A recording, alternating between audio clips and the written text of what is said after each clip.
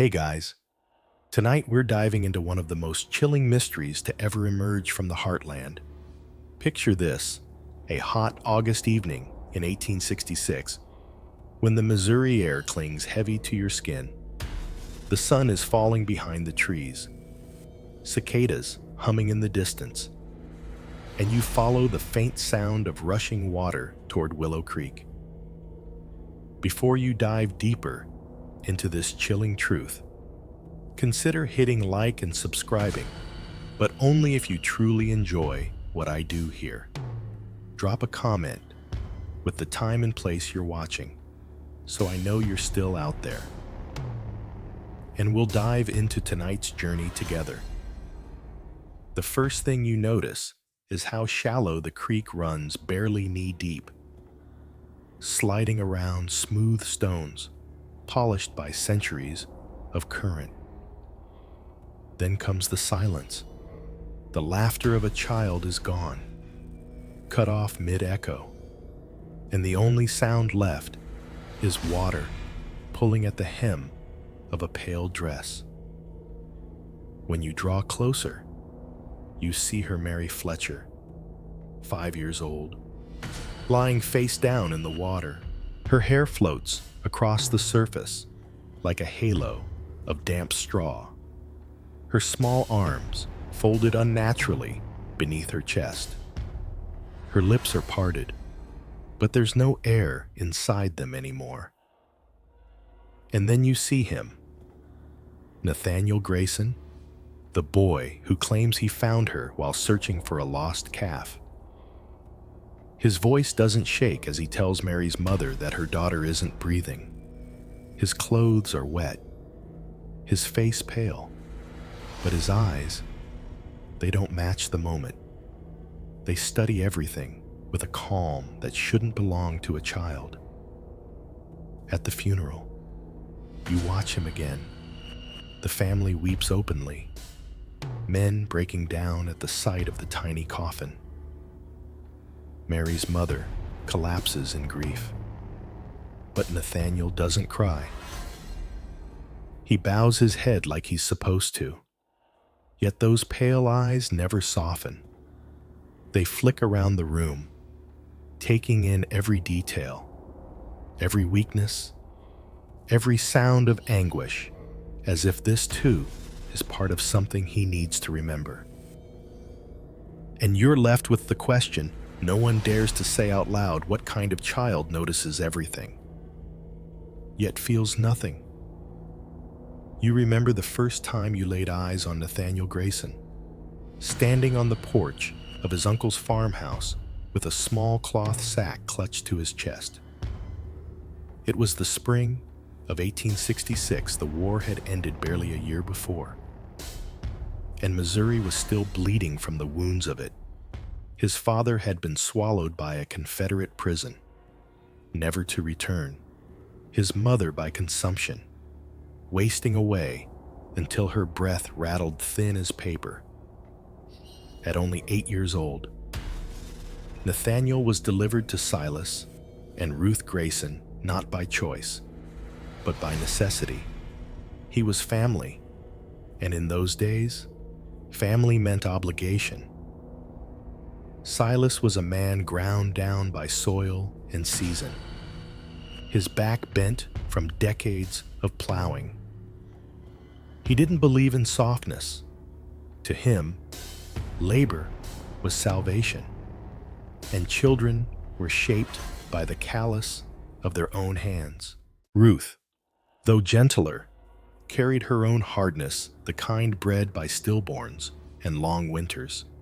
They received Nathaniel not with open arms, but with the grim patience of farmers accepting another mouth to feed.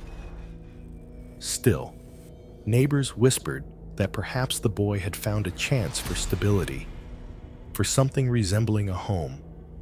At first glance, Nathaniel seemed the model child. He worked without complaint, said yes, sir, and no, ma'am, bowed his head at prayer, and answered politely when spoken to. At supper, his small hands folded neatly, his voice steady in reciting blessings. People praised his composure, called him well-mannered, even saintly. But when you looked closer, the veneer began to peel. It was the eyes that betrayed him. They were pale, unblinking, watchful in a way no child's eyes should be. Children usually brim with curiosity, mischief, fear, but Nathaniel's gaze was stripped bare of all that. It wasn't shyness. It was study, as though he were cataloging every twitch, every word, every weakness you displayed. You couldn't help but feel reduced beneath it, like an insect pinned under glass. Sedalia in those years was a fragile place. The war had hollowed it out, young men gone to graves or whiskey, women black-clad in mourning, children roaming with no fathers to discipline them. The town clung to its routines, Sunday services, schoolhouse lessons, market days, as if ritual alone could keep grief at bay. Nathaniel slid into these rhythms seamlessly, and yet there was always the sense that he stood apart. He mimicked perfectly, but the life behind the motions was missing. On the farm, Silas wasted no time putting him to work. By dawn, Nathaniel was hauling buckets.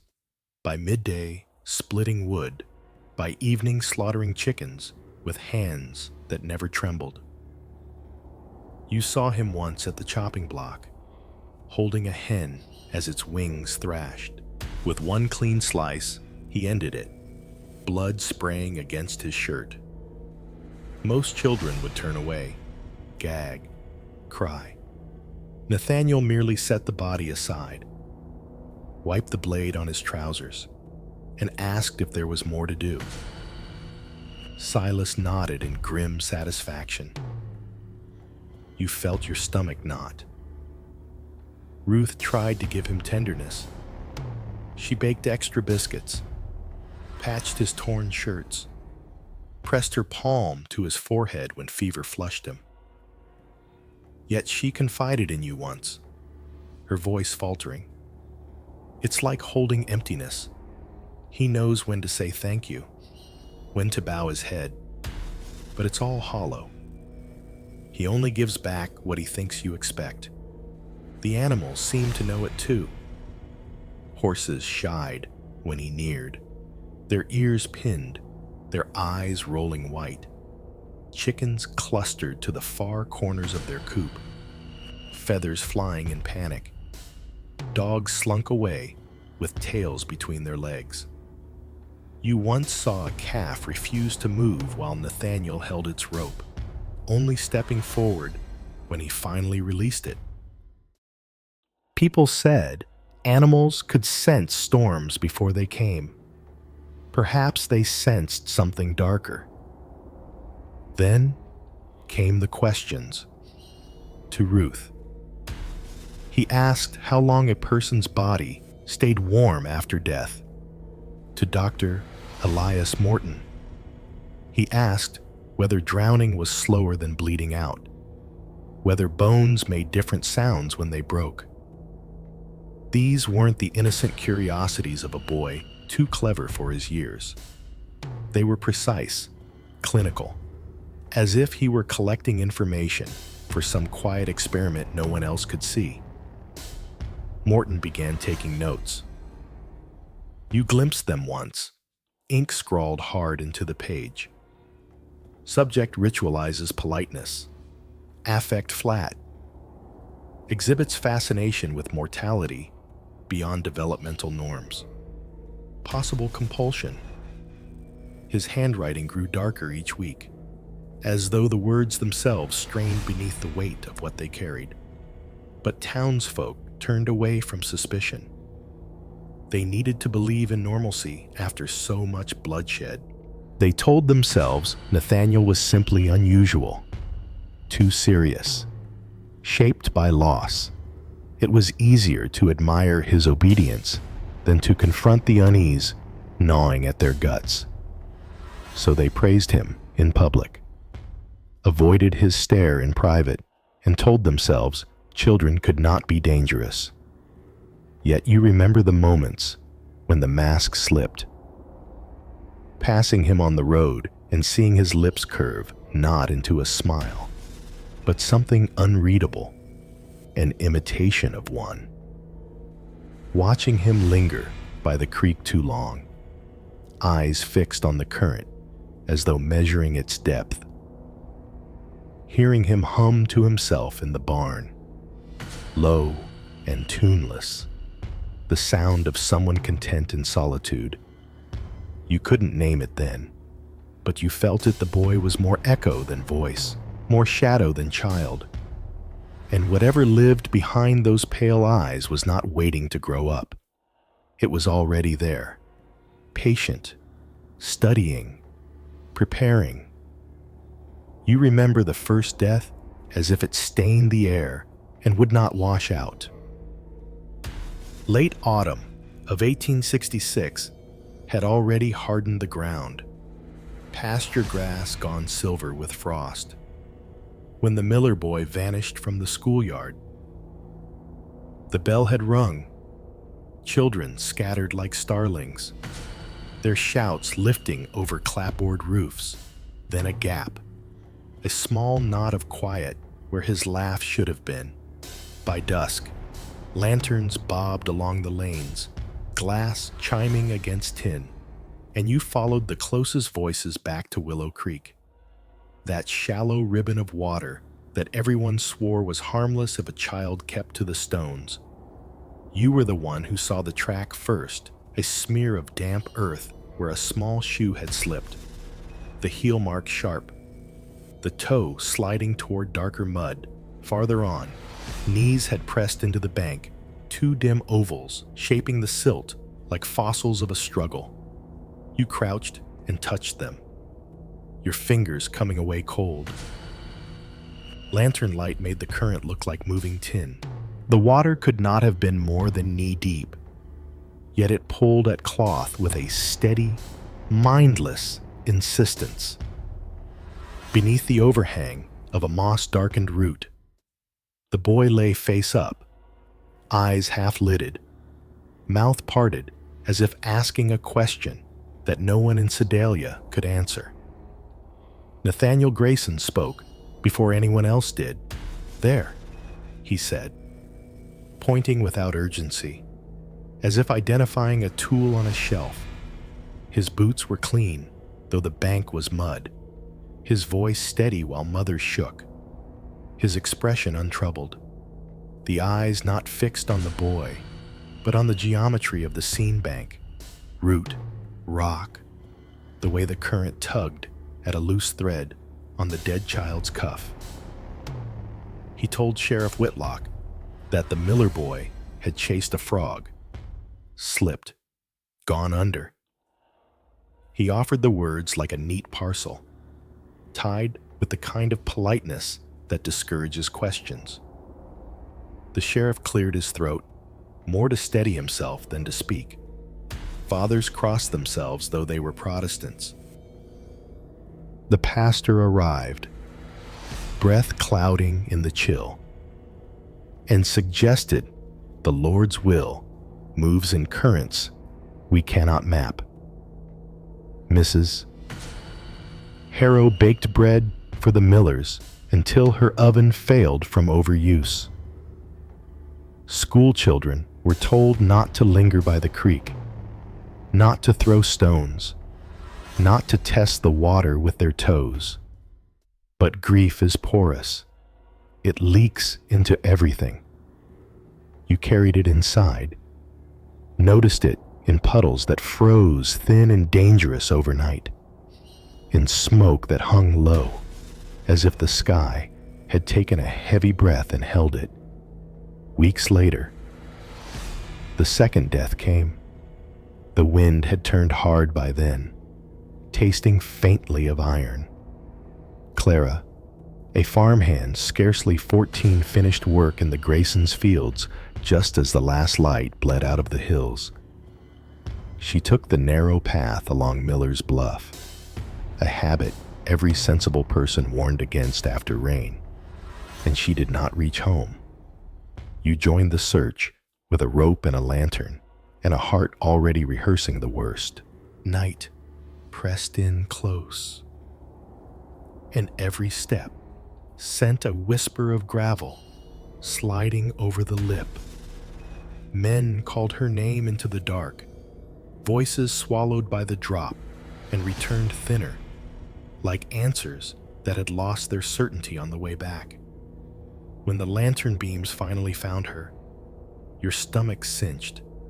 Clara lay broken where the fall had finished her. One shoe was missing. Her hair was unbound and threaded with pine needles. Her hands were flayed across the palms where she had clawed at stone. You could read the last seconds in the marks the slide, the desperate catching. Fingernails cracked to the quick. Sheriff Whitlock muttered that the bluff took careless souls every year and that the county would soon fence it. Then, Nathaniel appeared beside you, quiet as breath, and pointed to a scuffed patch near the lip where scrub was pressed flat in a crescent shape, exactly where a heel would pivot if someone had been turned. Here, he said, without emotion. She lost footing. You remember Silas shouting for the body to be lifted with respect. You remember Ruth's shawl slipping from her shoulders as she sketched a trembling cross in the air, though she was not Catholic, only afraid. The men rigged the rope and brought Clara up slow, a shape in the dark that creaked as it rose. You tried not to imagine the sound her bones made as they shifted. Nathaniel stayed until the last lantern closed.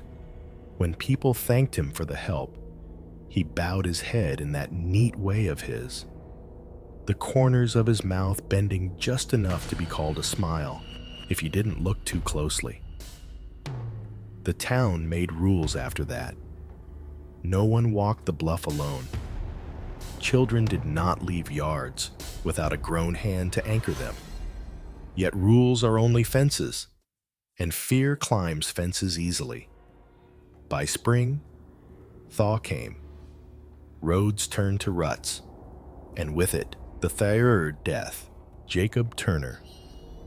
7. With a cowlick that refused to lie flat, liked to shout into the stone well behind his house so the echo came back, sounding like an older boy, promising he would one day be tall. On a soft afternoon, he leaned too far, his mother said, and the earth answered with a hollow sound that pulled the breath from her lungs. You would think the smell would be the worst, the stagnant water, the moss, the mineral cold, but it was the sound the bucket striking stone, the scrape of rope fibers under strain, a woman's prayer unraveling into a thin, keening thread. When they drew him up, Jacob's skin was waxy. His lips parted like a question. The rope left a pale band around one wrist, as if someone had used it for more than lowering a bucket. You stared at that mark until it blurred. Nathaniel stood near enough that lamplight caught in his pale eyes. He didn't look away, didn't blink much at all. He held his hands together like he was in church, and you understood suddenly that he had come to watch, not the rescue, but the arrangement of it. 3 accidents, the sheriff said. By chance tied to the same boy as Finder. Coincidence, he insisted, wagging a finger at tavern whispers and warning against the sinful ease of planting devils where misfortune grows. Even while he spoke, he would not meet your eyes. There is a weight to a pattern when you feel it settle. It changes the way your boots find the ground. You began noticing details you might have ignored before. How Nathaniel's clothes were often too clean for the places he claimed to search. How he remembered small spatial arrangements no child should care for, which stone the Miller boy had slipped on, which root Mary's dress had snagged beneath, the precise spot where scrub lay flattened by a heel. How he was always the finder, never the first to panic, only the first to speak. In the journal Dr. Elias Morton had begun to keep. You read a line he showed you with reluctance. Subject's presence precedes discovery. Calm, affect, incompatible with age and context. Repetition suggests design, not chance. But the ledger of facts was only half of it. The other half was feeling. Wind seemed to drop when he joined a search party, as if the weather itself kept quiet to listen. Horses pulled back on reins when he passed, voices lowered, grammar grew careful, as if error might attract attention. You told yourself the town had earned its nerves. That grief sensitizes the skin. Still, the sense of choreography persisted, like music you could not admit was playing. Morton pushed harder than anyone. He walked creek banks through the night, mapping silt and flow. He measured the depth where the Miller boy had been found and timed how long a small body would rise if a hand pressed it down and then let go. He traced the footpath along the bluff and found where loose stones had been kicked from the lip in a pattern too regular for a single misstep. He peered into the Turner well and saw faint drag marks on the inner stones at a height just beyond a 7-year-old's reach. His notes grew harsher with each entry, the pen cutting deeper into the page as if ink alone could pin truth to paper. You will not forget what followed one of these long nights. As dawn thinned the dark, Morton and you crossed the Grayson fields and saw Nathaniel sitting on the fence rail, ankles crossed, hands folded in his lap. He looked like a boy in a painting orderly, composed, pale hair brightening with first light. "Good morning," he said, in a voice that revealed nothing. Morton stopped beside him and asked, too gently, whether he ever dreamt of the creek. Nathaniel's eyes moved to the horizon and back. "Sometimes," he said, "sometimes I hear the water counting what steps from bank to current, heartbeats beneath a palm you did not ask." The question felt like a door that, once opened, would never close. The town began to split along a quiet seam. One side preached innocence. He is only 8. Loss has made him strange. The other whispered that accidents are not that well arranged. That a boy who never cries and always finds is a boy you do not leave alone with yours. Mothers started keeping their children inside when Nathaniel's shadow crossed the road. Men who had once ruffled his hair now nodded from a distance. Hats clutched to their chests not out of respect, but as if to shield something softer underneath. At night you prayed, but not for justice. Justice assumes a shape you can recognize. You prayed for clarity and for the courage to name what your bones already knew. The house creaked. The creek ran thin songs over stone. Somewhere in the dark, a rooster woke too early and crowed into nothing.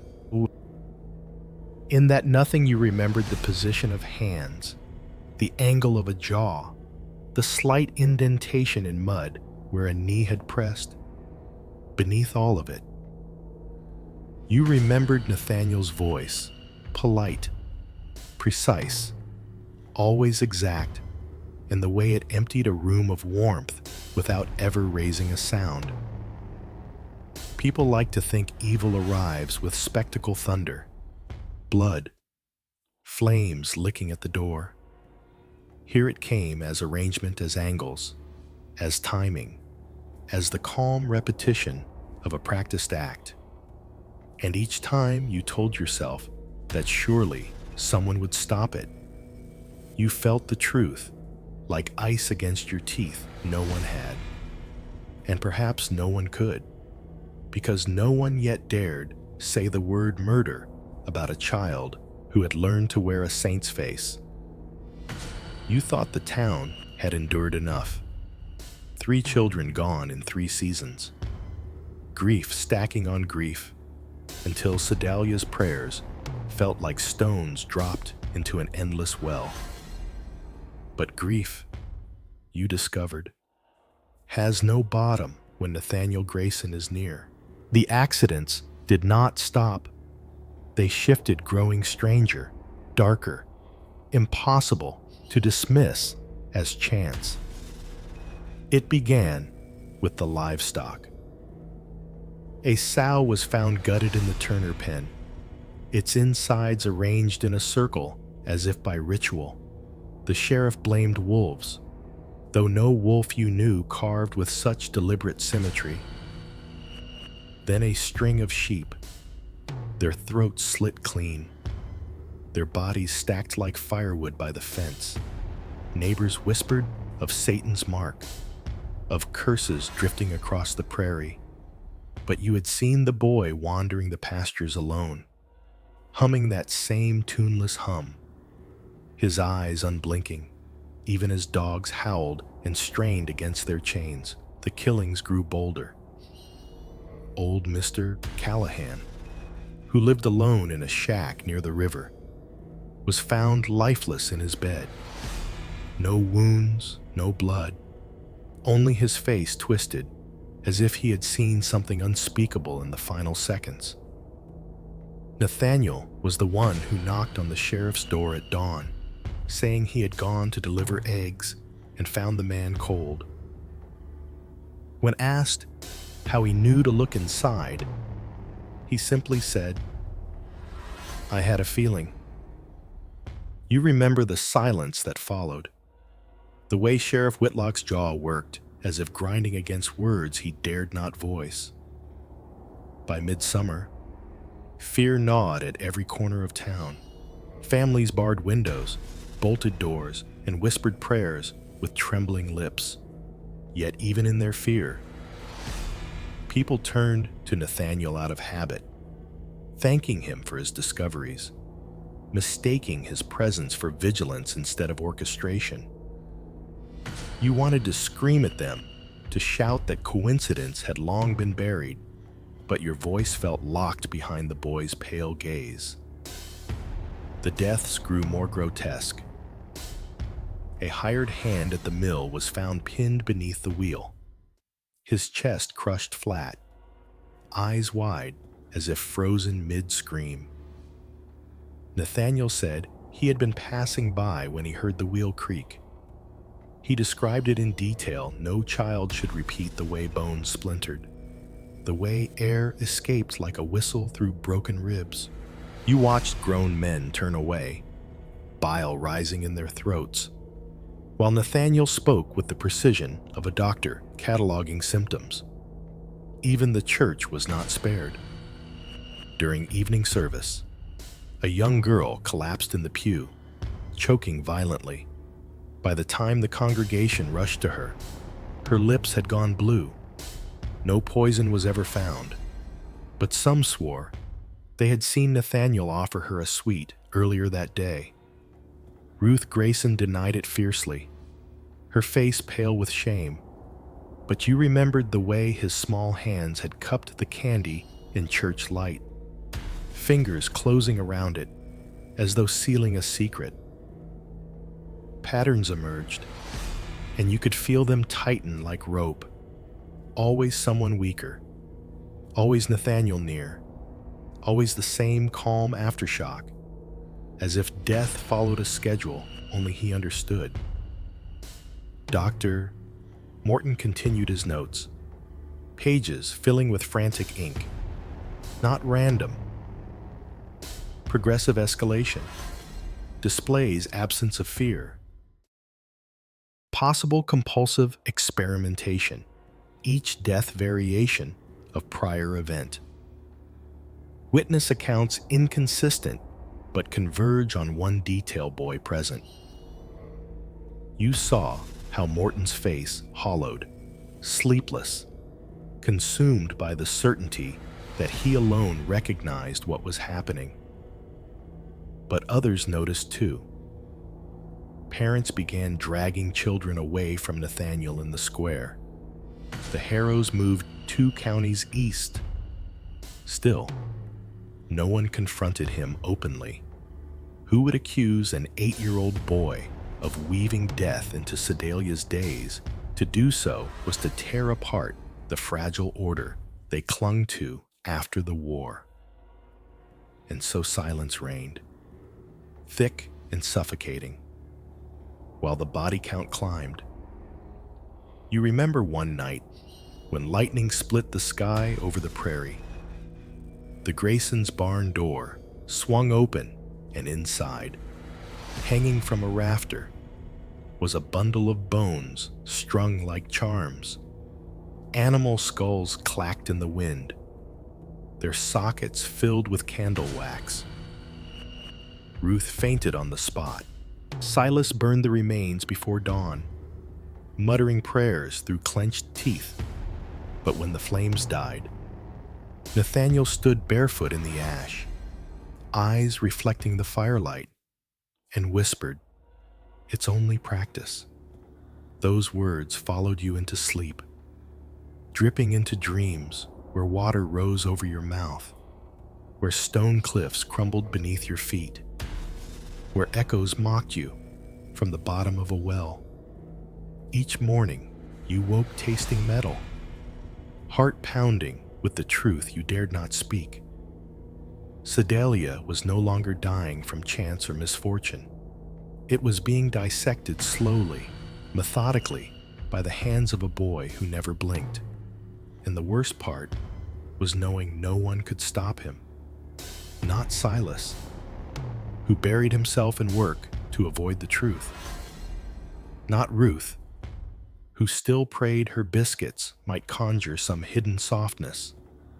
Not the sheriff, who refused to brand a child a murderer. Not even Morton, whose pen scraped louder than his voice. Only you, standing in the shadows of each discovery, understood how far the spiral had gone. And still, you stayed silent. Because every time Nathaniel's pale eyes turned toward you, that faint, unreadable smile formed on his lips, and you knew without words that your silence was part of his game.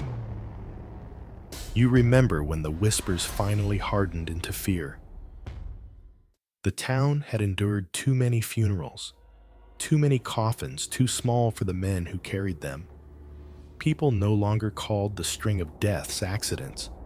They called them visitations, as if some nameless curse had taken residence in Sedalia. But curses leave no footprints. Nathaniel Grayson did, and Dr. Elias Morton, with his physician's eye and sleepless resolve, began to follow them. He became a fixture at every scene, where the sheriff lingered only long enough to write a report. Morton sketched diagrams, traced outlines in the dirt, measured distances with the obsessive care of a man desperate to prove the world still obeyed rules. You walked beside him more than once, lanterns swaying against his ink-stained coat, and heard his muttering pattern, repetition, method. He believed Nathaniel's calm presence at each tragedy was not coincidence but calculation. He just needed proof strong enough to force Sedalia to see. Morton's notebook grew thick with details. He noted how animals panicked before each discovery. He described the arrangement of wounds, the unnatural stillness of bodies found in positions no accident could explain. He wrote about Nathaniel's voice, flat, precise, never trembling, even when recounting horrors no child should describe. He compared these observations to medical case studies from Europe, patients lacking fear, subjects compelled to reenact violence. In the margins, he scrawled a single word, again and again, experiment. The sheriff resisted. Amos Whitlock was a man more comfortable with whiskey than with questions. His reports spoke of bad luck, slippery stones, weak hearts. He told you once, with a hand heavy on your shoulder, that folk can't stomach the truth about war. We won't survive if we start accusing children of carrying the devil. Yet even he could not meet Nathaniel's eyes. You saw it in the way his hand trembled when he set the boy free each time. Neighbors spoke in contradictions. They praised Nathaniel's manners, but told their children not to play near him. They thanked him for finding the missing, then barred their doors when he walked the lane. Fear bent them inward. Better to endure suspicion than confront it. Better to bury another coffin than tear apart the fragile peace they clung to after the war. And yet, strange signs began to surface. Mrs. Callahan swore she heard knocking on her shutters at night, only to find small handprints in the dust come morning. A farm girl said she woke to see a shadow by her bed, pale eyes glinting in moonlight, gone before she could scream. The blacksmith claimed his hammer disappeared from the forge, only to reappear days later beside the creek where Mary Fletcher had drowned. Each story was dismissed as nerves, but together they wove a net that tightened around Nathaniel's small frame. You remember when Morton led you beyond the limestone ridge, deeper than before, to a cave hidden by wild vines. Inside, his lantern revealed horrors that felt older than the war, older even than the town itself. Bones lay scattered, not merely dumped, but arranged ribs lined in fans, skulls stacked in crude pyramids. Tools made of sharpened metal scraps gleamed among them. And on the walls, scratched in charcoal and blood, were drawings. Not crude stick figures, but detailed scenes: a child beneath water, a body twisted at the base of a cliff, a figure suspended from a rope. Each matched a tragedy Sedalia had already mourned, and among them were scenes not yet lived: a house burning, a church in flames, a man with a gun pressed to his temple. Morton's breath trembled as he pressed his palm to the stone. "He's rehearsing," he whispered. "These aren't accidents. They're drafts." The sheriff was summoned. Whitlock stared at the drawings, his face ashen, then stormed out muttering that caves are full of nonsense and children play at dark things. But his voice lacked conviction. You noticed how he refused to return that night, leaving Morton pacing in the glow of the lantern, muttering that the town would not believe until blood was their own. Days later, the confrontation came. Nathaniel sat at the Grayson kitchen table, hands folded, eyes clear. Morton laid the notebook before him and asked if the cave was his.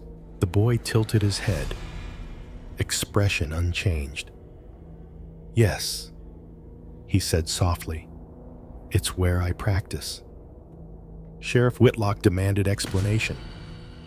Nathaniel only smiled faintly, as if the question itself was foolish. "You don't stop children from practicing letters," he said. "Why should you stop me?" The sheriff slammed his fist against the table, voice breaking with fury. But the boy didn't flinch. His calm pressed down on the room like a hand over a mouth. Ruth wept into her apron. Silas stared at the floor, jaw tight, unable or unwilling to defend the nephew he had once called Duty. Whitlock should have arrested him then, but law bends before what it cannot name. Nathaniel was 8 years old, slight and pale. A boy who said yes, "Sir," and bowed his head at grace. To accuse him of orchestrating the town's deaths was to unravel every belief they had about innocence. And so the sheriff stood frozen, revolver heavy at his hip, while Morton's voice rose, desperate, demanding action. But nothing came. Nathaniel was not cuffed. He was not locked away. He was left to return to his chores, to walk the roads, to hum softly to himself, while Sedalia slept with one eye open. That night, you could not rest. Every creak of the floorboards felt like a footstep. Every gust of wind against the shutters felt like a hand. And in the darkness, you remembered the drawing scenes not yet lived and wondered which of them would be next, and how long before the boy decided it was your turn to be practiced upon. You knew the day would come when the thin fabric of denial finally tore. By the autumn of 1867, Sedalia had become a husk of its former self. Streets emptied by sundown, children hushed into silence, and prayers thickened into something more like bargaining than worship. Every family carried the weight of fear, but only one boy walked untouched through it all, pale eyes drinking in the silence as if it were his due. "Doctor..." Morton no longer wrote quietly in his notebook. He raged at church meetings, pressed pages into trembling hands, shouted that Sedalia was blind. "You treat him as a child," he thundered. "But children weep at funerals. They flinch at blood. They do not carve practice into stone walls." His words cracked through the sanctuary, but people turned away. To name Nathaniel was to conjure him, and no one wanted to feel those eyes on them after dark. Still, secrets always have a way of surfacing. One bitter morning, Silas stumbled into the square, blood smeared across his collar, his voice hoarse. He told of waking to find Ruth standing rigid at the hearth, Nathaniel beside her with a butcher's knife gleaming in his hand. She had pleaded with him, pleaded with her nephew to put it down. Nathaniel only smiled, then dragged the blade lightly across the table, etching lines into the wood as if testing its edge. Silas said it was only his sudden shout that startled the boy enough to retreat into the dark. The town fractured. Half called Silas mad with grief, his mind broken by too much toil. Half believed him, whispering that the Graysons' house had long carried a shadow thicker than any storm cloud. Morton seized the moment. He demanded Nathaniel's arrest, dragged the sheriff into meetings, laid bones from the cave before them as evidence. Whitlock's face hardened, but his hands shook. "The law can't hang a child," he muttered, though his eyes betrayed that even he no longer believed in innocence. You remember the night Ruth finally broke. Her voice carried through the square, brittle with terror. She admitted she had woken more than once to find Nathaniel standing over her bed, eyes unblinking, lips moving in whispers too low to catch.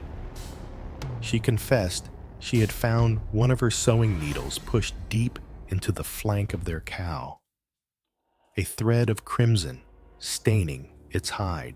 She wept as she begged the town to see what she had seen, that the boy was not learning violence from the world, but teaching it to himself. Still, words wavered where proof faltered. Then came the bloodiest sign yet. The Grayson farmhouse was found gutted one November evening. Ruth collapsed near the door, throat torn, her body splayed as though staged. Silas was pinned against the wall, chest pierced by the very knife he had once placed in Nathaniel's small hand to teach him slaughter. And Nathaniel stood in the center, barefoot, calm, crimson drying on his skin. He did not run when the sheriff and Morton burst in. He only tilted his head and said, "They wouldn't listen. I had to finish the lesson." The truth lay bare. There were no more accidents, no more coincidences to excuse. The boy had killed his own blood. Morton raised his revolver, hands trembling, jaw locked. Whitlock, pale and drenched in sweat, shouted for restraint. But you saw in both men's faces the collapse of every doubt. They knew, as you knew, that the quiet figure before them was no child in the way law or scripture understood it. The confrontation lasted mere seconds, but felt eternal. Nathaniel stepped forward, each motion deliberate, as though testing how far he could push before the trigger was pulled. "Do you want to see?" "Two?" he asked, voice soft, as though offering a game. His words froze the air. Morton's revolver wavered against the boy's chest, the weight of damnation pressing his finger. But in the end, he could not. He bound Nathaniel instead, rope biting into wrists too thin, and dragged him into the night while the sheriff muttered prayers not meant for anyone to hear. What followed was chaos wrapped in silence. Families shuttered windows tighter. Pastors warned that evil can wear any face. Yet few dared speak Nathaniel's name aloud, as if it might summon him back. The Graysons were buried quickly, their graves marked with stones that seemed too small for the tragedy they held. And Nathaniel, he was delivered to the asylum at Fulton, locked behind iron bars. The sheriff's report called him a child disturbed beyond reason. Morton's papers called him a predator disguised in youth. But you, standing in the square that last day, watching the wagon rattle away, knew the truth more chilling than either. It wasn't madness that lived behind those pale eyes. It was clarity. Because even as the wagon carried him away, Nathaniel turned his head, found your gaze in the crowd, and smiled. Not wide, not mocking, just enough to remind you of the promise he had whispered in his uncle's kitchen, that practice was never the end. You told yourself the wagon would end it. Iron bars, stone corridors, men with keys, surely that would be enough to hold what Sedalia could not name. For a season, it felt true. Children dared the creek again. Church bells recovered their brightness. Even the wind stopped listening at windows. You learn the shape of relief, light and treacherous as frost. Then the letter arrived in May of 1868, edges damp from rain. A riot at Fulton, a storm that ripped shingles from the roof and turned the yard to black water. Somewhere between thunder and prayer, doors were opened and ropes were cut. Nathaniel's cell stood empty at dawn. No footprints in the mud. The keeper wrote, as if the boy had learned to walk without weight. You wanted to believe it a clerical mistake. The sheriff posted deputies on every corner, as if steel could mend the truth, while Dr. Morton stared through his office window until daylight looked like a fever. Ruth's grave took the rain. Silas's stone kept its silence. The prairie breathed, wide and indifferent. And then word came from Illinois, a drowned girl in a shallow creek. Arms folded beneath her chest as if pinned by invisible hands. From Iowa, a body at the base of a quarry, palms torn, nails cracked from the last frantic grip. From Kansas, a boy lifted from a well, lips parted, a ring of rope pale around one wrist. Different towns, different names, the same arrangements, as if a hand had traced old diagrams over new maps. You began to check locks twice, then 3 times.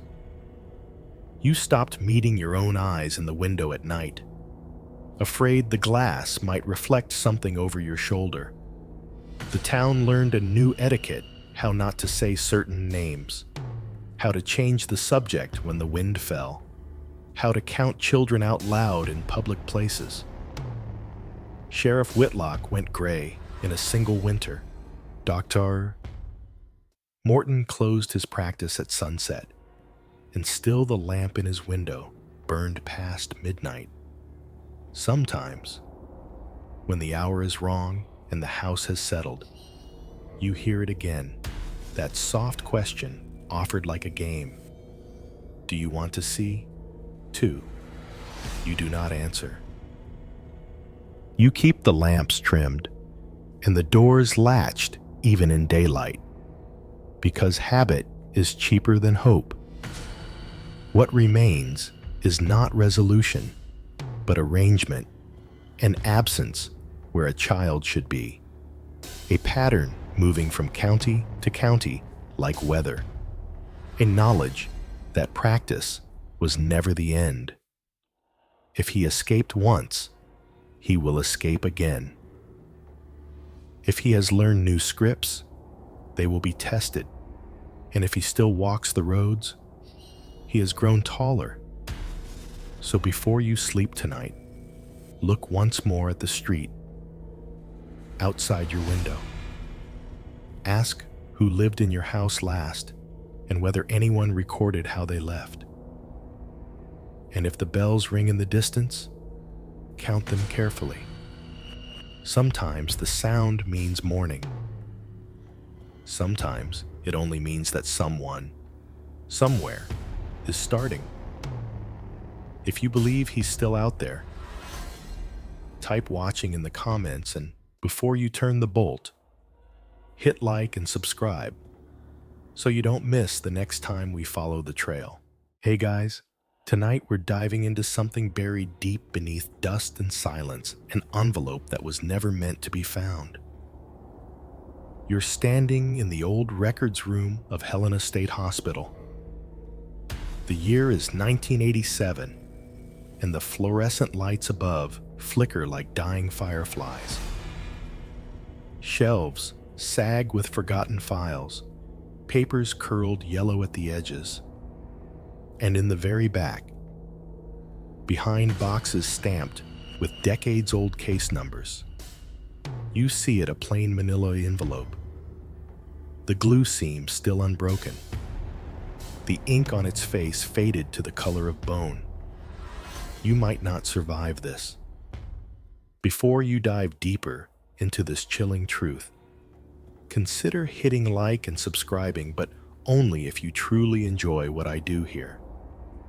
Drop a comment with the time and place you're watching, so I know you're still out there, and we'll dive into tonight's journey together. You tear it open, and 11 index cards spill into your hand. Each card is stark and clinical: a name, a date of birth, and a single notation observation continues. 6 of the cards bear a crimson mark, drawn in blunt red pencil, a diagonal slash as if declaring their fate sealed. 5 others remain untouched, clean, waiting. There's no accompanying report, no explanation, no comforting context, just a quiet division. One group condemned, the other spared. Your pulse quickens as you shuffle through them, names repeating like echoes. Reinhardt, Reinhardt, Reinhardt, brothers, sisters, each tagged as if livestock in an unseen experiment. The air in the room thickens, and for a moment you imagine the walls listening, holding their breath. Who decided who would live and who would be lost?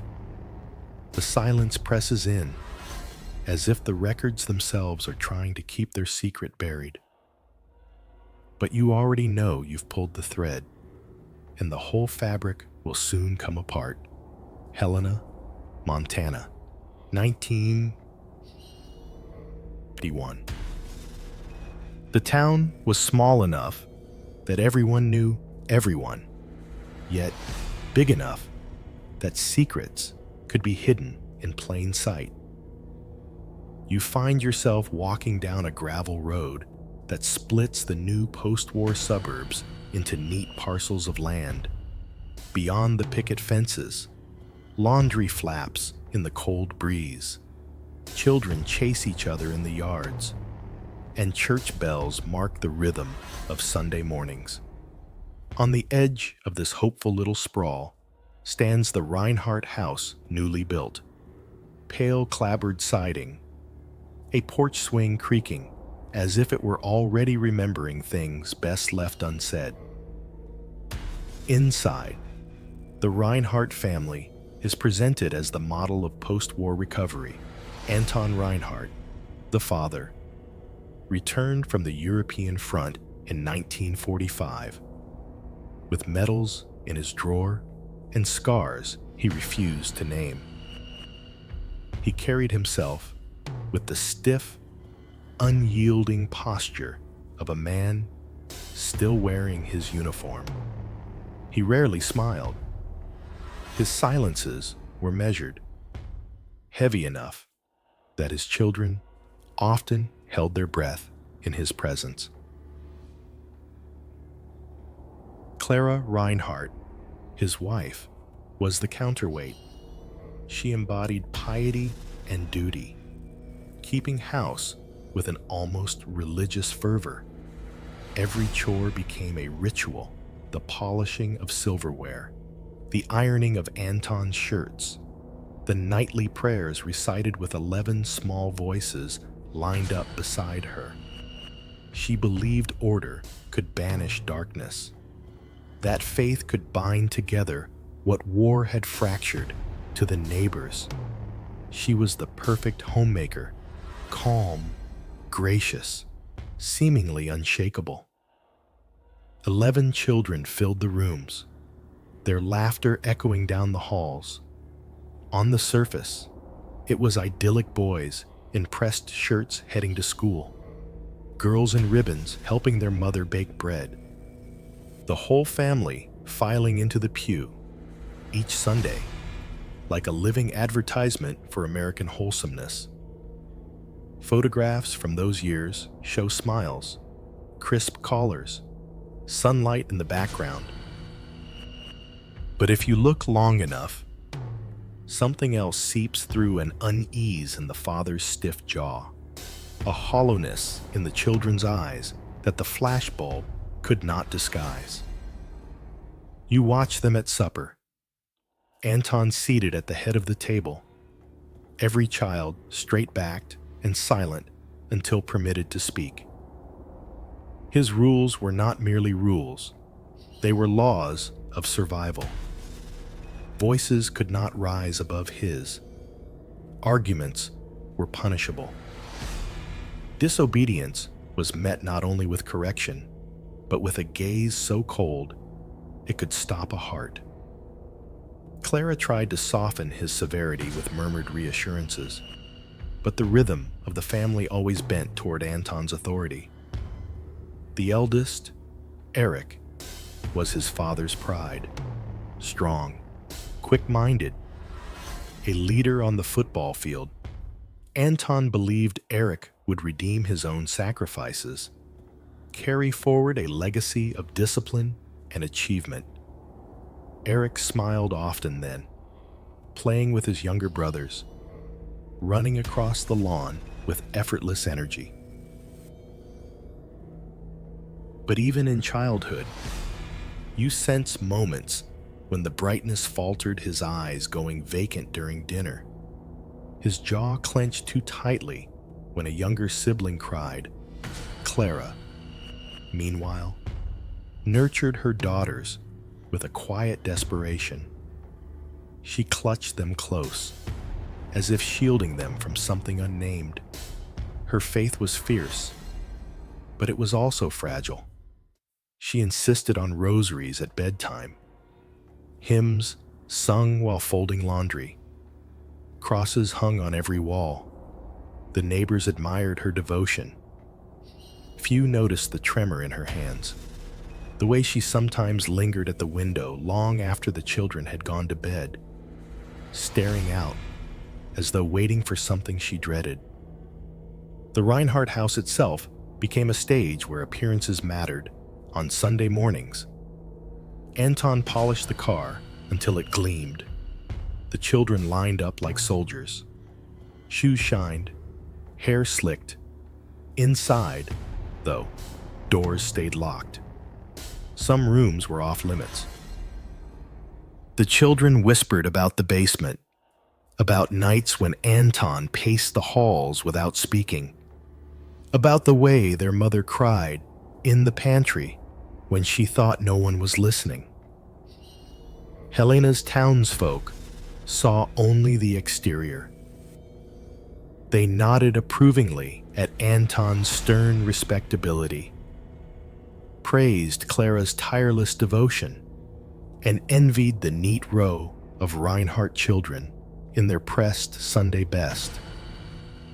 The Reinhardts were proof that Montana's post-war families could flourish, that order and tradition would endure after the chaos of war. But as you step deeper into their world, you feel the tension thrumming beneath the surface.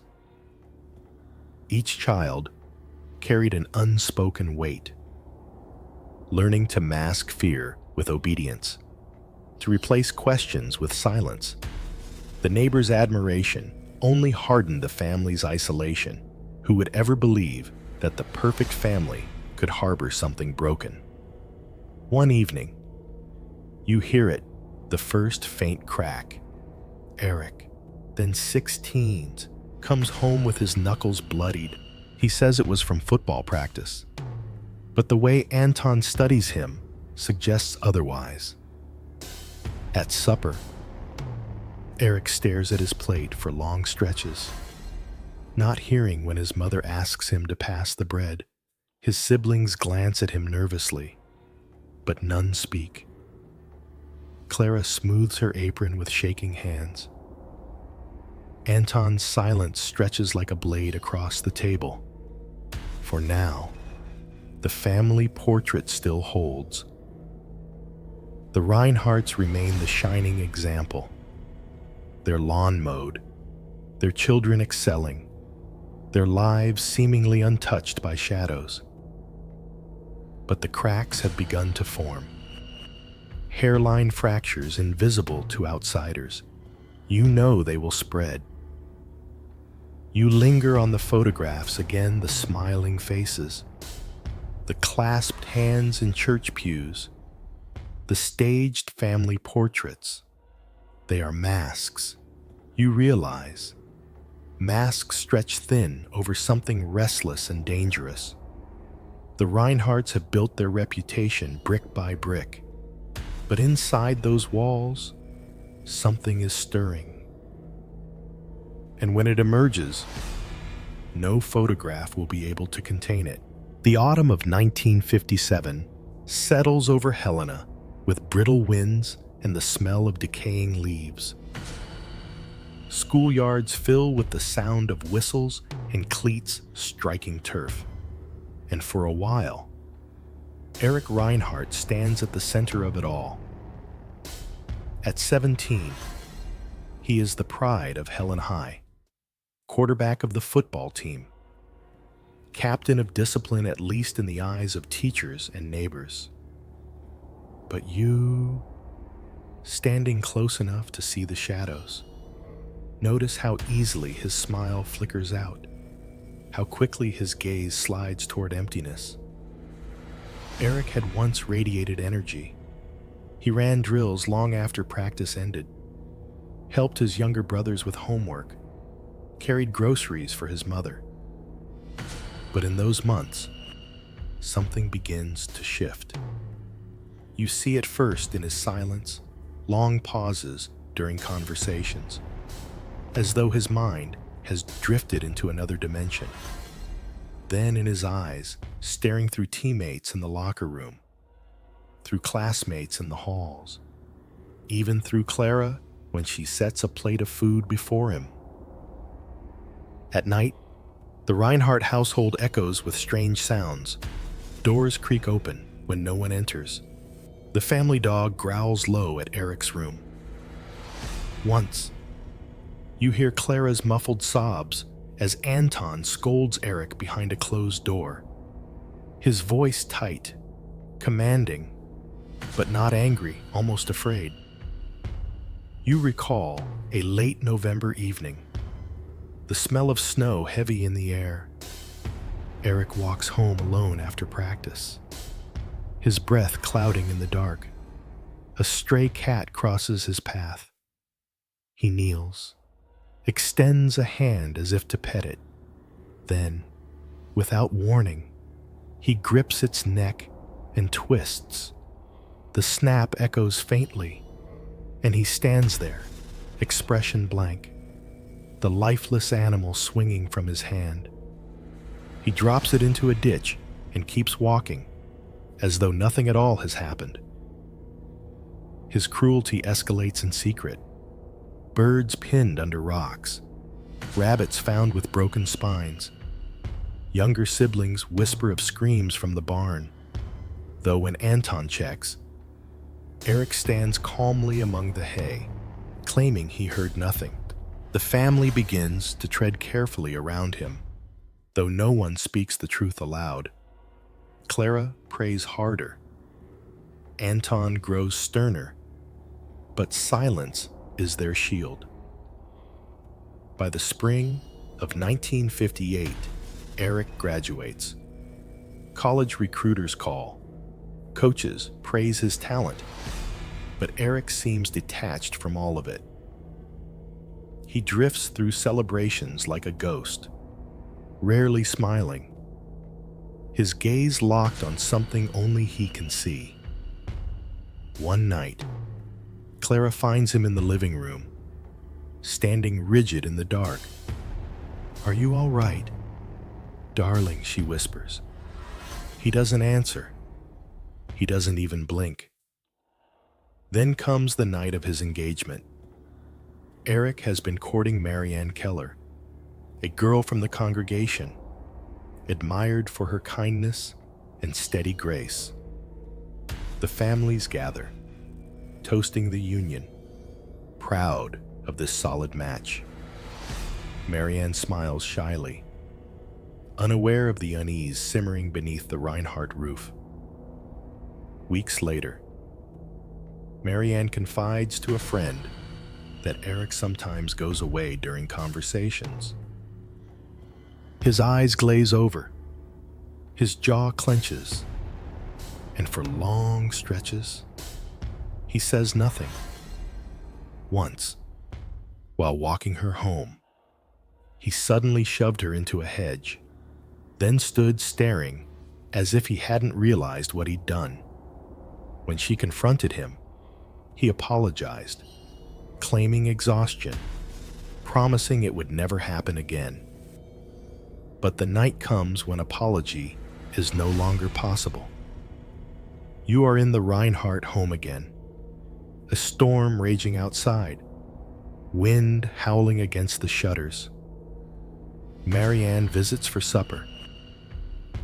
The meal is tense Anton stern, Clara attempting brightness, the younger children silent under the weight of the evening. Afterward, Marianne and Eric retreat to the parlor. The family disperses, the storm masking the rise of the voices. Clara is the first to hear it, a cry, sharp, strangled. She rushes in, finds Marianne pinned to the floor, Eric's hands tight around her throat. His face is twisted, not with rage, but with something vacant, mechanical, as if he is an instrument carrying out an order no one else can hear. Marianne thrashes, her eyes wide with terror. Clara screams. Anton barrels into the room, pulling his son off the girl. Eric resists for a moment, then suddenly releases, stepping back, chest heaving, eyes glazed. Marianne gasps for air, clutching her neck, sobbing uncontrollably. The younger children crowd the doorway, their faces pale with horror. Anton drags Eric into the kitchen, slams him against the wall. "What's wrong with you?" he demands. Eric's only response is silence. He stares at the floor, unblinking, unmoved, as if he has already left the room. The incident cannot be hidden. Marianne's parents threaten police involvement, but Anton intervenes.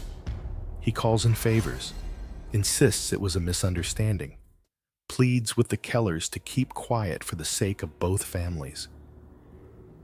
Marianne, shaken but unwilling to destroy reputations, withdraws silently. The engagement ends, yet whispers ripple through the town. Neighbors note Eric's absence from church, his withdrawal from the team, his sudden disappearance from social gatherings. A rumor spreads something's not right with that boy. Finally, Anton takes Eric to a physician in Helena. The doctor listens, scribbles notes, prescribes sedatives. But the real diagnosis comes later, after a string of consultations, after more incidents of muttered voices, erratic behavior, violent outbursts at home, schizophrenia. The word lands like a verdict. Clara clutches the diagnosis with trembling hands, convinced prayer can still heal. Anton remains silent, his jaw locked, unwilling to speak of weakness, unwilling to see his son as anything other than the heir he molded. Eric himself sits expressionless in the doctor's office, staring through the window as though hearing distant music no one else can. The Reinhardt home grows heavier. Locked doors multiply. Younger siblings are warned to avoid Eric when he is unwell. At night, you hear muffled cries, furniture overturned, Clara's whispered prayers spilling through the walls. The house that once represented perfection now trembles under the weight of its fractures. And yet, beyond its walls, the Reinhardts still smile for photographs. They still march into church each Sunday. They still embody the ideal of Helena's wholesome families. Only those inside the house understand the truth. The eldest son, once shining, is slipping into a darkness that cannot be stopped. You stand in the hallway, one final night, listening. Eric's voice drifts through the closed door of his room, murmuring to someone who isn't there. The words are indistinct, but the tone is chilling calm, deliberate, like a man confiding in a trusted companion. When silence falls, it is worse than the voices. The first fracture of the Reinhardt family is complete.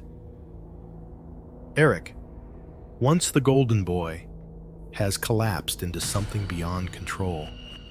And though the household reels in silence, you already know this is only the beginning. The darkness will not stop with him. By the early 1960s, the Reinhardt family portrait has already begun to warp. Neighbors still wave from their porches, still remark on Clara's devotion and Anton's stoicism. But those pleasantries mask a house where shadows multiply with each passing year.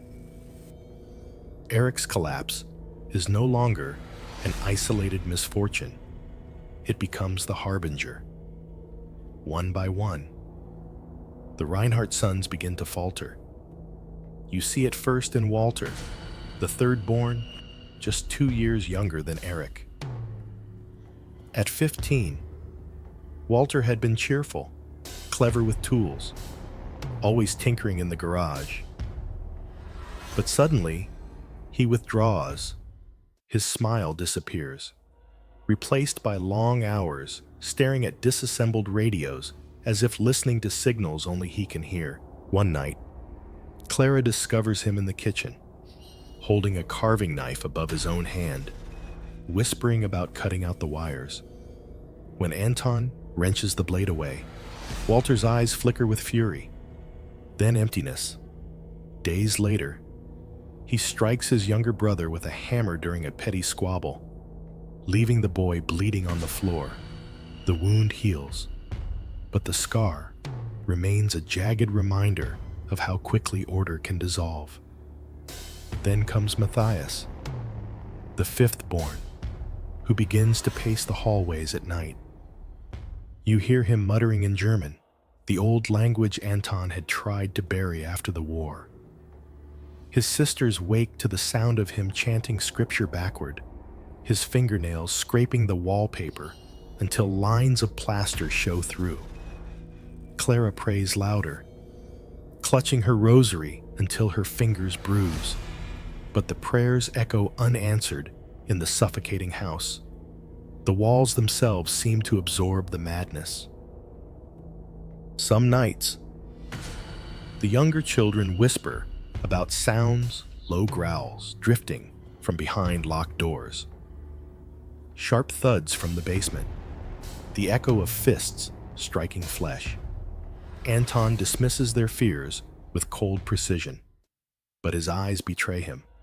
He sees it too, though he will never admit it, the darkness spreading like mold through his bloodline. Helena begins to notice. Police are called after Walter smashes a storefront window without provocation. A teacher reports that Matthias drew disturbing pictures, figures bound in chains, eyes gouged out. The incidents accumulate, but no official record fully captures them. Each is quietly excused, explained away as boys being boys, or swept under the rug by Anton's insistence on privacy.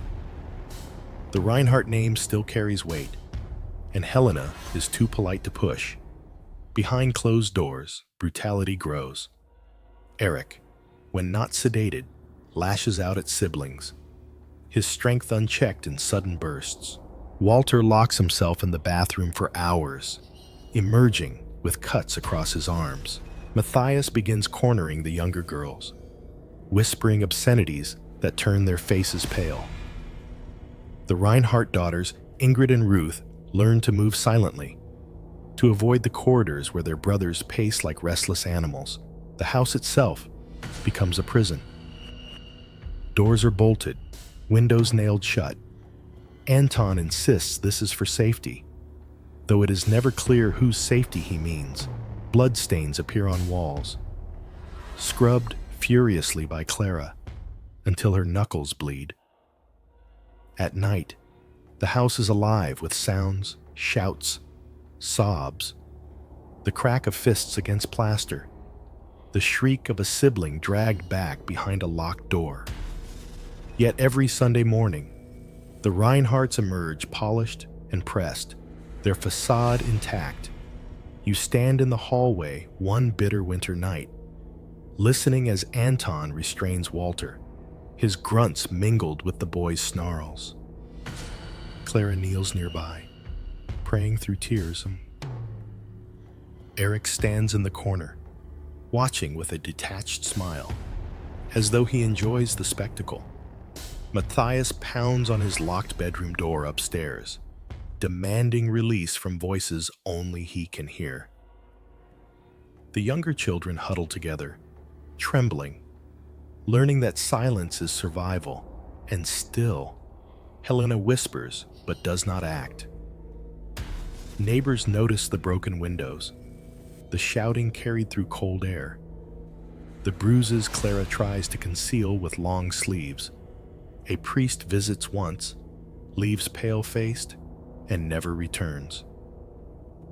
A doctor prescribes more pills, but Anton refuses further intervention, insisting his family is private. The house becomes untouchable, a fortress of suffering no outsider dares penetrate. By 1965, 5 Reinhardt sons have shown signs of collapse.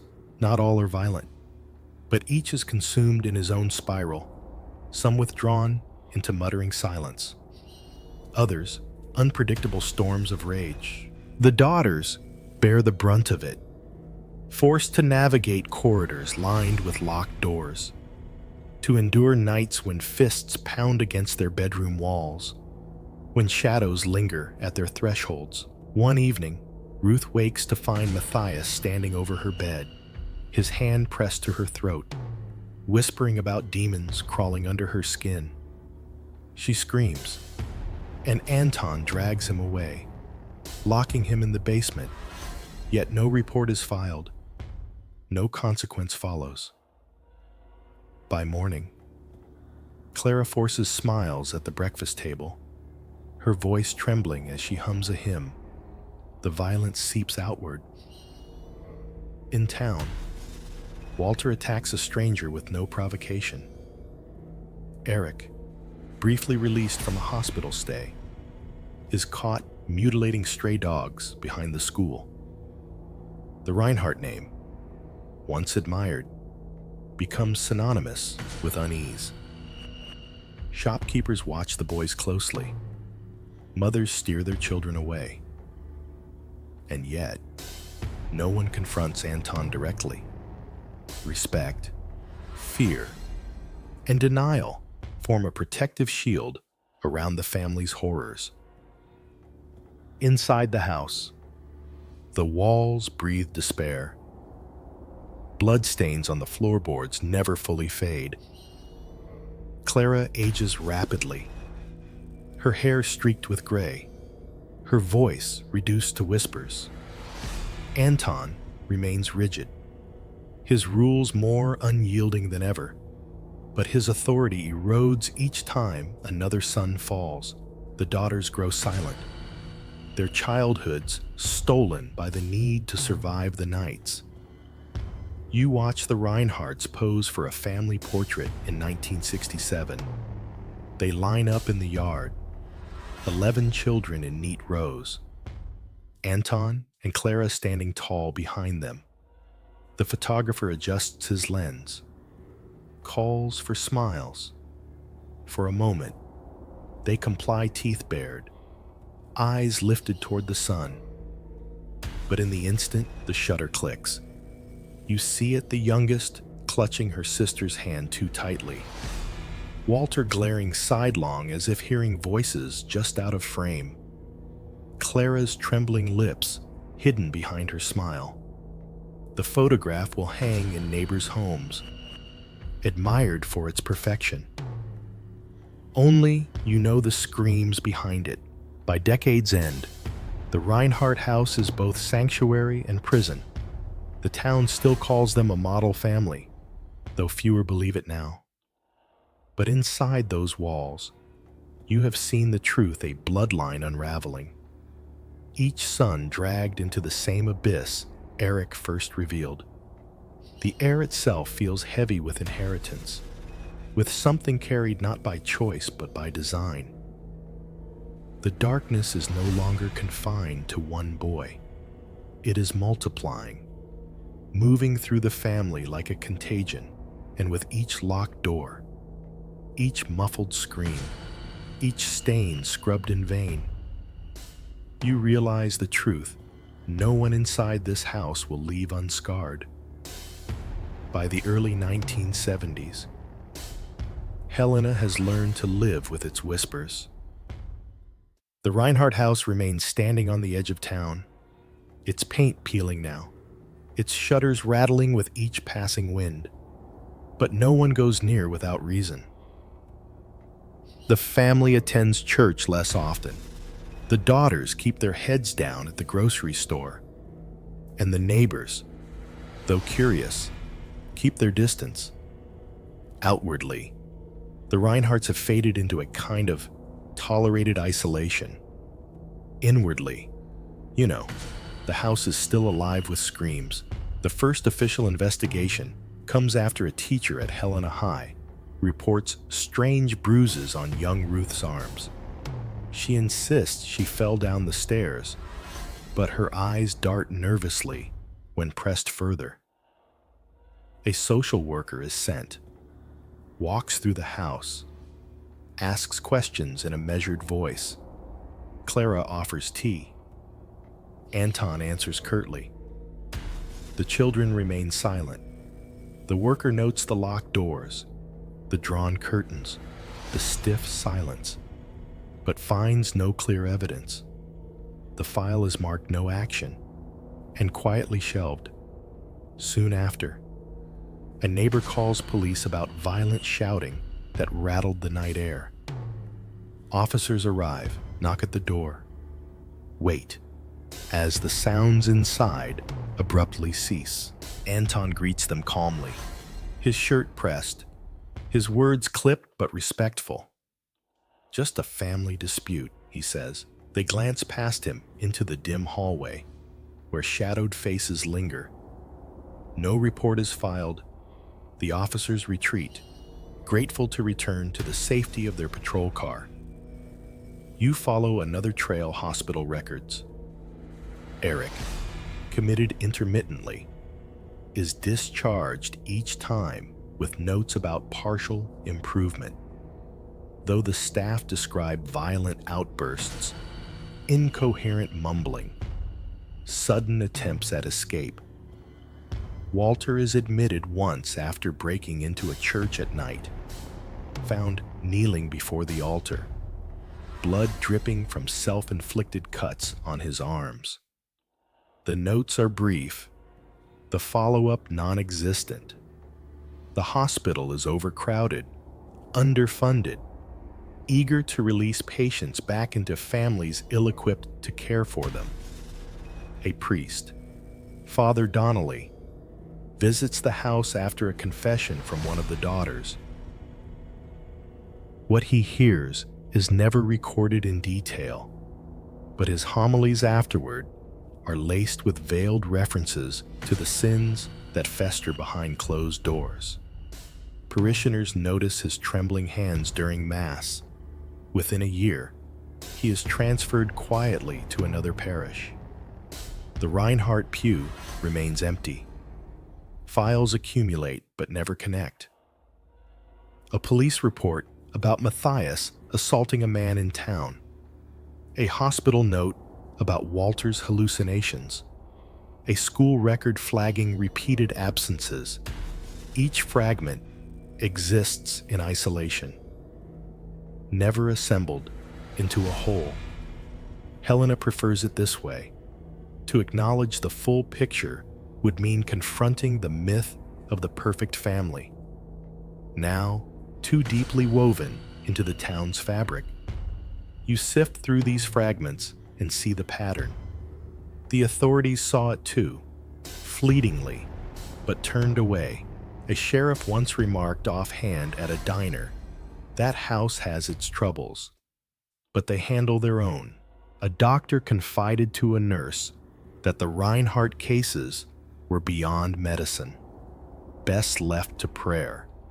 Each professional who glimpsed the darkness chose silence over action. Even the newspapers play their part. When Eric is arrested after attacking a stranger with a broken bottle, the Helena Gazette buries the story on page 7. When Walter disappears for 3 days and is found wandering the highway barefoot, the report frames it as a youthful misadventure. No journalist dares write about the family as a whole. No one strings the pieces together. The community's whispers grow sharper. Children dare each other to bike past the house at night. Shopkeepers mutter that the Reinhardt boys aren't right. Some claim to see shadows moving in the windows long after midnight, or hear screams carried on the wind. But when asked directly, they deny knowledge, shrugging off rumors as exaggeration. In Helena, it is safer not to know. Yet there are moments you cannot dismiss. One cold evening in 1974, a neighbor swears she saw a pale figure staring from an upstairs window long after the house had gone dark. She describes the face as blank, almost waxen, with eyes too wide, unblinking. She calls the sheriff, but by the time deputies arrive, the window is empty. No one there, they say. She never mentions it again. Another time, a nurse at the state hospital recalls hearing multiple Reinhardt brothers muttering the same phrase in different wards, weeks apart. The walls remember. They whispered, rocking back and forth. When she mentioned it to a supervisor, she was told to drop it. Coincidences happen, he said. But the memory haunted her until she retired. Even Clara's faith begins to fray. She writes letters to a cousin in North Dakota, describing her exhaustion, her fear of her own sons, her terror of what might happen when Anton is gone. The cousin keeps the letters, but never visits. Clara remains trapped, her prayers mechanical, her hands shaking as she polishes the same silverware over and over. The house itself records the truth no one will write. Bloodstains scrubbed into pale smears on the walls, a door splintered from repeated blows. The smell of disinfectant lingering in the air, failing to mask the rot of fear. Each scar tells a story, but no one outside dares read them. You leaf through the incomplete files, the discarded notes, the whispered testimonies, and you realize the investigation was never truly about justice. It was about containment. Authorities, neighbors, even the church all chose distance over confrontation. They left the Reinhardts to fester in their fortress, locked doors hiding horrors that would never appear in official records. The silence is its own crime. It allowed the bloodline to unravel unchecked. Each new incident brushed aside, each scream swallowed by walls that refused to yield. And yet, there is something deeper here, something the files never capture, a pattern, a curse, a shadow that does not fade with neglect. You feel it pressing against the pages, seeping through the gaps in testimony, whispering through the silences. The Reinhardts were not just a troubled family. They were a mystery the town chose not to solve. Now, decades later, you stand in the archive room with the manila envelope in your hand, those 11 index cards spread before you, half slashed with red pencil, half left clean. Each card is both a record and a prophecy, each a reminder of how the truth was hidden in plain sight. The investigation failed, not for lack of clues, but because no one wanted to see. And in that willful blindness, the Reinhardt legacy grew darker, more insidious, more enduring than anyone dared imagine. The question lingers, heavier than the silence. If the town had faced the truth, would anything have changed? Or was the outcome written in their blood from the very beginning? The year is 1983, and you are back in the Helena State Hospital, standing over the tray where the envelope was first discovered. For years, you have chased fragments, files half-written, testimonies half-spoken, neighbors who shake their heads and insist they don't remember. But tonight, the pieces finally align, and the truth is sharper than you imagined. The reports from the 1980s blood studies surface first. Tiny vials labeled Reinhardt, stacked in cardboard trays, taken from both the institutionalized brothers and those who seemed untouched. At first, the tests looked like routine screenings, an attempt to explain the family's long descent into madness, but buried in the footnotes is the revelation: every sample, sick or seemingly healthy, carries the same rare mutation. A sliver of DNA that coils like a serpent through the bloodline. Not a virus, not an infection, but something older. Something written into them before they were born. The curse is not random. It is inherited. The 6 brothers who succumbed to voices and violence were not anomalies. They were simply the first to fall. The 5 siblings left intact were never safe, only waiting. You realize, then, that the red pencil marks on those index cards were not predictions of failure, they were markers of surveillance. Someone, decades earlier, had already recognized the pattern. The doctor's notes tell of erratic behaviors that echo one another, Eric staring for hours at blank walls, Walter carving his arms, Matthias pacing and chanting, Carl whispering about demons in the basement. But the chilling part is how these notes continue with the younger children, girls who woke screaming from shared nightmares, boys who scribbled violent drawings in secret. The difference wasn't absence of the gene, it was timing. Some bore the weight early, others carried it quietly, hidden beneath smiles, waiting for the right fracture.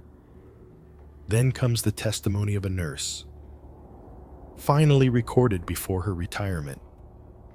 She remembers a night in the late 1960s when 2 Reinhardt brothers, housed in different wards, began to scream the same phrase simultaneously. The walls remember. Their voices overlapped in perfect rhythm. Though they could not hear each other, the nurse swore it felt less like madness than ritual. A script delivered through them, rather than by them.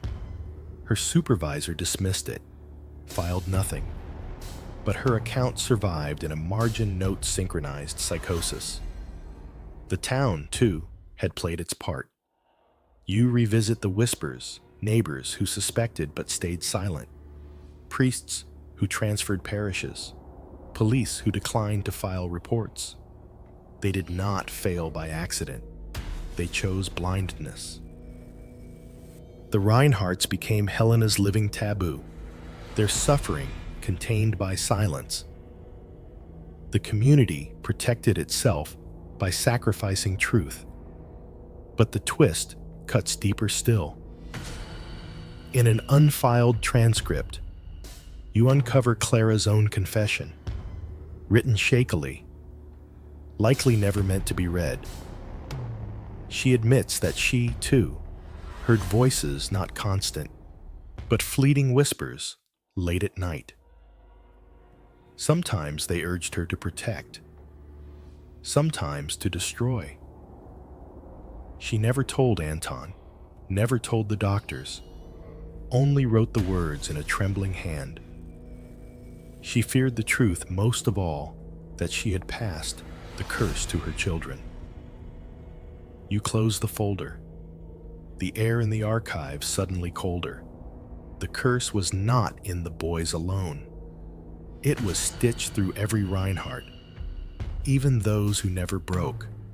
Eric's collapse, Walter's violence, Matthias's obsession. These were symptoms, not the disease. The daughter's silence, the younger siblings' unease, these too were part of the inheritance. The Reinhardts were not victims of chance. They were vessels for something larger, something nameless. The revelation shifts everything. The family was not simply destroyed by neglect, nor solely by Anton's severity or Clara's piety. They were undone by a gene that bound them all, a curse written into their very cells, a mutation so rare that to science it became a curiosity, to faith a punishment, to the town an unspoken horror. You feel the weight of it pressing on you. The blood still circulates. The gene still lingers, unseen and unhealed. Some Reinhardts survived, married, bore children of their own. If the mutation lies dormant, who can say when it will surface again? Perhaps in Helena, perhaps far beyond. The twist is merciless. The Reinhardts were never only a family, they were a warning. And you, standing with their forgotten file in your hand, are forced to confront the possibility that the curse has not ended. The house still stands. Decades have passed since the Reinhardt name echoed in Helena, but the walls remain, weathered and hollow, leaning against the wind as though tired of their burden. Anton and Clara are long gone, he to a soldier's grave, she to a quiet hospital bed. The brothers lie scattered, some buried, some confined, some never accounted for. The daughters live on, but in whispers only, carrying scars no photograph can capture. You step inside the abandoned house. The floorboards groan beneath your weight, and a chill clings to the air as though time itself refused to move on. Scratches mar the doors, grooves etched by fingernails desperate to escape. In the kitchen, beneath peeling wallpaper, faint stains bloom where blood once seeped into the wood. The walls seem to exhale softly, remembering. Every new owner fled. Some left after weeks, some after a single night. They reported voices, children crying in empty rooms, the thud of footsteps on the stairs, the sound of locks clicking shut when no one else was home. Realtors paint over the walls, replace windows, try to disguise the dread, but Helena knows better. At night, townsfolk glance toward the house and whisper the walls still remember. The surviving sisters rarely speak of their childhood. One keeps the rosary her mother once pressed into her palm, beads worn smooth from trembling hands. The other avoids mirrors, claiming she sometimes sees her brother's faces staring back at her. Both have children of their own now, grown and scattered. The question follows them like a shadow. What if the blood did not die with the house? You stand in the parlor where photographs once hung. The outlines are still visible, pale rectangles on the darkened wallpaper. Smiling faces once covered this wall, faces that masked screams, prayers, and silence. Now, the wall is bare, but you feel them watching. You realize, then, that the Reinhardts were never only a story of one family. They were a mirror, held up to anyone who dares to look. Because if that gene lies dormant, hidden in bloodlines stretched across states, then who is to say it isn't in you?